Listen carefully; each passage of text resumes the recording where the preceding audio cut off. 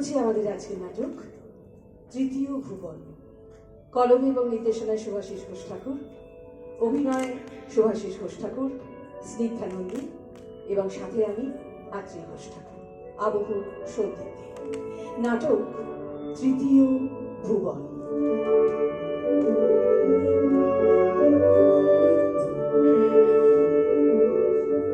অতসী, অতসী, কোথায় তুমি? আসছি। উফ, তোমার ছেলে যা দুরন্তই হয়েছে, খাট থেকে হামা দিয়ে নিচে না পড়ে যায়। কিচ্ছু হবে না, যেখানে হোক রাখ। তুমি তুমি অন্নপূর্ণা কেটারের সুনীলকে ফোন করেছিলে, বলেছি না নিজের বাড়ির লোকজন ছাড়া আর কাউকে তুমি ফোন করবে না। না, আসলে ভাবছিলাম মিতুলের অন্নপ্রাশনটা একটু বড় করে করবো, তাই। শোনো, বেবি ফুড শেষ, নিয়ে এসো তো। Baby food?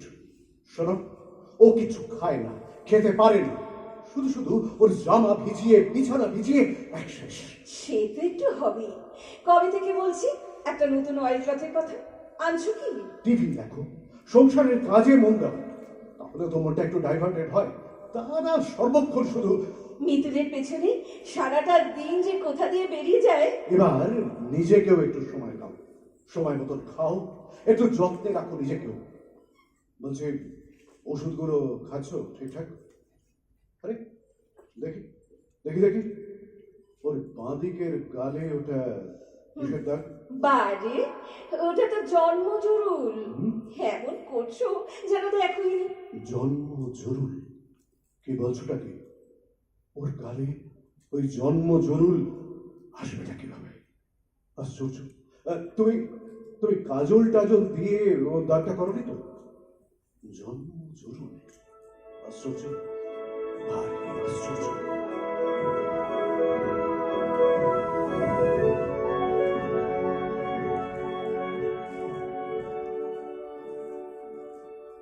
হ্যাঁ বলুন, কিছু তফাৎ বুঝছেন? Any improvement? না, সেই একই, সারাক্ষণ বুকে নিয়ে ঘুরে বেড়াচ্ছে, দুধ খাওয়ানোর চেষ্টা, স্নান করানো। একদিন তো পুরনো প্যারাম্বুলেটরটায় বসিয়ে পার্কে ঘোরানোর জন্য বের হচ্ছিল, কোন ক্রমে আটকেছে। একটা ডিলিউশনাল ডিসঅর্ডার। মিতুলের ওইভাবে অ্যাক্সিডেন্টে মারা যাওয়াটা উনি মন থেকে আজও মেনে নিতেই পারেননি। তাই বোতলটাকে নিয়ে একটা অদ্ভুত অ্যাবনর্মালিটি কাজ করছে। ওটাকে জীবন্ত ভাবছেন, মিতুল ভাবছেন। মাঝে মাঝেই এত রাগ হয় জানেন, মনে হয় পুতুলটাকে কেড়ে দিয়ে ছুঁড়ে ফেলবে। রেজাল্টটা কিন্তু ভয়ানক হতে পারে। চিৎকার, চেঁচামেচি, জিনিসপত্র ভাঙচুর। প্রথম দিকে সেই অ্যাক্সিডেন্টিক অবস্থা মনে আছে তো? বেঁধেও রাখতে হতে পারে মাঝে মাঝে। আসলে এরকম পেশেন্টদের আমরা এই কারণেই অ্যাসাইলামে রাখাই প্রেফার করি। না না না না, ভাবতেই পারি না, প্রথমবার মা হলো, কত সে আনন্দ। রোড অ্যাক্সিডেন্টে বাচ্চাটা মারা যাওয়া মেনে নিতেই পারলো না ও মন থেকে। অত সে আজও, আচ্ছা ওই ওই পুতুলটাকে জানেন মিতুল এবে ওই ওষুধগুলোই কন্টিনিউ হবে। আসলে এক্ষেত্রে সবচেয়ে ভালো হতো যদি আপনারা সেকেন্ড ট্রায়াল নিতেন, কিন্তু সেটাও তো সম্ভব নয়। উনি তো আর মা হতেই পারবেন না। কাল আরো একটা ব্যাপার ঘটেছে জানেন। কাল হঠাৎ খেয়াল করলাম ওই পুতুলটার গালে অদ্ভুত একটা দাগ, একদম ঠিক একই জায়গায় যেখানে মৃতুলের গালেও। ভাবলাম হয়তো কাজলের দাগ। হাত দিয়ে বুঝলাম তা কিন্তু নয়। এটা কি করে হয় বলুন তো? কি বলছেন আপনি? জানেন কত সে জিনিস সাথে সাথে থাকতে থাকতে আপনিও কি? না তা না, কিন্তু ও দাগটা যে আমার বড় চেনা, ডান গালের ঠিক ওই একই জায়গায় একটা দাগ, একটা জন্ম জরুল যে মৃতুলেরও জন্ম থেকেই ছিল।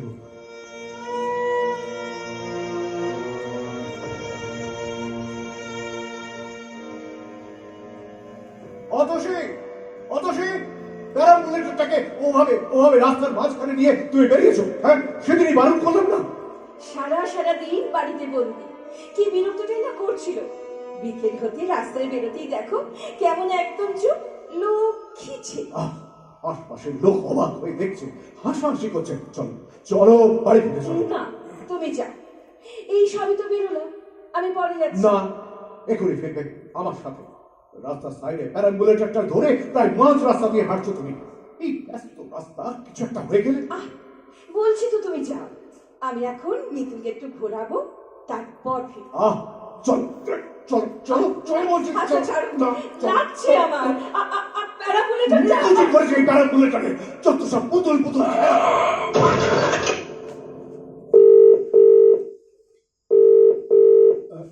হ্যালো ডক্টর শেখ, সরি মানে এই অসময়ে বিরক্ত করছি।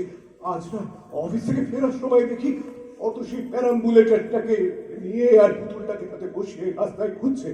জোর করে বাড়ি ফেরানোর চেষ্টায় টানাটানি করতে গিয়ে প্যারাম্বুলেটারটা একদম একটা চলন্ত গাড়ির সামনে, পুতুলটা ছিটকে পড়লো দূরে। অত সেই পাগলের মতো ছুটে গিয়ে পুতুলটাকে তুলে নিয়ে সেই যে বুকে জড়িয়ে বসে আছে, উঠছে না, কোনো কথাও বলছে না, খাওয়া ওষুধ খাওয়ার সব বন্ধ। ওই নার্সিং ক্যাপসুলটা একটা দিয়ে দিন আর ওয়াচে রাখুন। কিছু না একটা করে বসে। কাল সকালে সাথে করে নিয়ে চেম্বারে আসুন, দেখছি। এই অ্যাক্সিডেন্টে ওই পুতুলটার মাথার ডান পাশটা অদ্ভুতভাবে দুপুরে গেছে, জানেন, ঠিক সেই একই জায়গাটাতে যেখানে সেই অ্যাক্সিডেন্টে আমাদের ছেলে মিতুলের মাথাতেও। কি আশ্চর্য, হ্যাঁ? এমন এমন একটা অলৌকিক ঘটনা কি করে ঘটলো বলুন তো?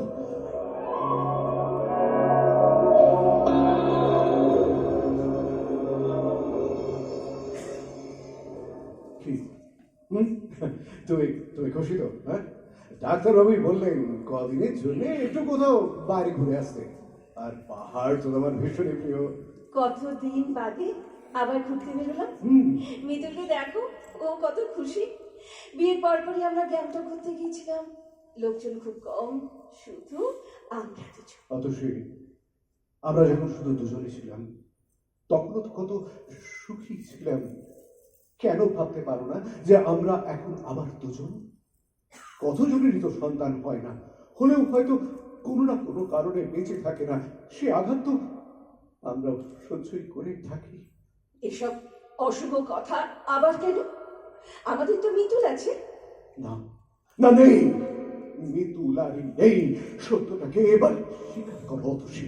এসব অদ্ভুত কথা তুমি এর আগেও বলেছ, নিজের মুখে কি করে বলো তুমি এসব কথা? এমন এমন অশান্ত হয়ে ওঠো, কি করে তোমায় বোঝাই বলো তো যে এটাই সত্যি? এই এই এই ওদিকে ওদিকে কোথায় যাচ্ছ তুমি? দাঁড়াও দাঁড়াও, যেও না ওদিকে, তো থামো থামো বলছি। কি হবে, কি হবে থেমে? তোমার ওসব অ্যাবনর্মাল কথা শোনার কোনো ইচ্ছেই আমার নেই। আমি অ্যাবনর্মাল? হ্যাঁ, নিজে বুকে করে যাকে জড়িয়ে রেখেছো তাকিয়ে দেখো তো, সেটা আসলে কি? মিতুল? হ্যাঁ, মিতুল নয়, ওটা জাস্ট একটা পুতুল, পুতুল। আবার আবার এক কথা, আসলে তোমার প্রবলেমটা ঠিক কি বলো তো? ঠিক আছে ঠিক আছে, ঠান্ডা হও। খাদের এত ধারে এসে দাঁড়ায় কেউ? কি গভীর খাদ! সরে এসো সরে এসো চলে এসো। আবার হাত ধরে টানাটানি এসো। একদম একদম চলবে না। না, এসো। যে আমার মিতুলকে সহ্য করতে পারে না তাকে আমারও দরকার। ছাড়ো ছাড়ো, সেদিন এভাবে টানতে প্যারা বলে একটা চোটটাই লাগলো মিতুলের। সরবা সরবা সরা বলছি।